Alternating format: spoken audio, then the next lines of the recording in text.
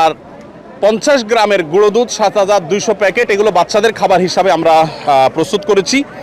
মুড়ি আমাদের এখানে 500 গ্রামের মুড়ি 6560 প্যাকেট, এগুলো দুইটা লরিতে ফুল হয়ে চলে গেছে ফেনীতে।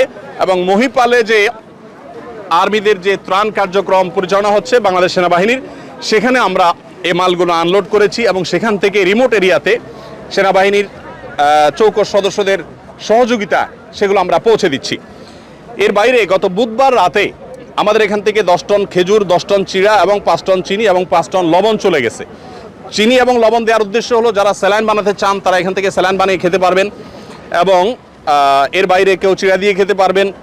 আবার সেই সাথে খেজুরটা আপনারা জানেন 5-6টা খেজুর আর 1 গ্লাস পানি খেলে একবেলা খাবারের কাজ হয়ে যায়, সেজন্য খেজুরটাকে আমরা খুব প্রায়োরিটি দিয়ে কাজ করছি।